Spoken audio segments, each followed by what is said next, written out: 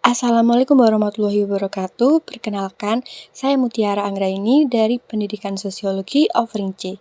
Kali ini saya akan mempresentasikan tentang kelompok sosial.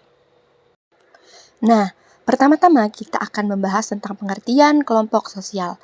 Kelompok sosial adalah kumpulan orang-orang yang mempunyai hubungan dan saling berinteraksi satu sama lain, yang memiliki harapan dan tujuan yang sama serta mempunyai kesadaran diri sebagai anggota kelompok yang diakui oleh pihak luar.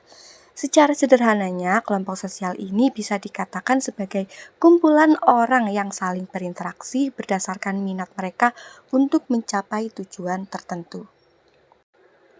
Kelompok sosial ini biasanya mengembangkan solidaritas, loyalitas, dan minat dalam suatu perkumpulan. Lalu ada beberapa faktor pendorong kelompok sosial, yaitu diantaranya kedekatan geografis yang berupa kedekatan tempat tinggal dan juga daerah asal. Lalu faktor yang kedua ada kesamaan, yaitu kesamaan kepentingan, keturunan, dan juga kesamaan nasib.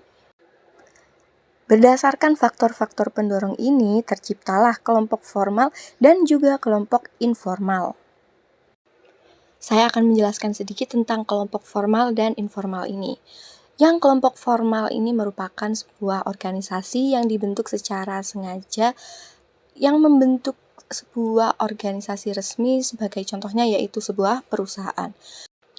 Lalu untuk kelompok yang informal ini, mereka adalah suatu organisasi sosial yang terbentuk secara tidak sengaja dan juga tidak memiliki struktur yang jelas. Sebagai contohnya adalah komunitas pecinta hewan, kelompok belajar, ibu-ibu arisan, itu adalah beberapa contoh dari kelompok informal.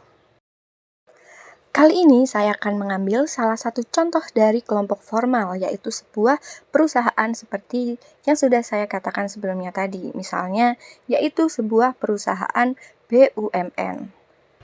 Perusahaan ini masuk ke dalam sebuah kelompok sosial karena kelompok tersebut memiliki struktur dan norma yang tertulis, yang tegas dan mengikat bagi anggotanya.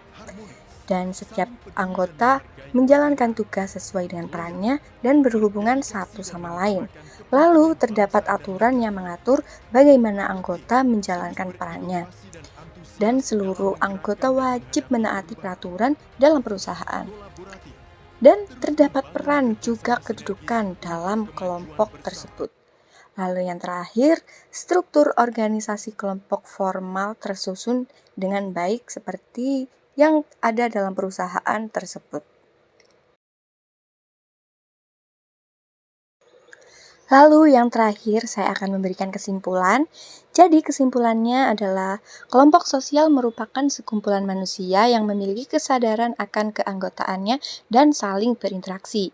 Dengan demikian, organisasi resmi seperti perusahaan dapat digolongkan sebagai kelompok sosial karena perusahaan tersebut memiliki struktur yang jelas dan masing-masing anggotanya memiliki tugas serta peran masing-masing. Dan semua sudah diatur dengan rapi, spesifik, dan juga terukur. Serta keanggotaannya bersifat resmi dan lembaganya memiliki identitas yang jelas dan diakui. Sehingga perusahaan tersebut masuk ke dalam kelompok sosial formal. Sekian dari saya, terima kasih. Wassalamualaikum warahmatullahi wabarakatuh.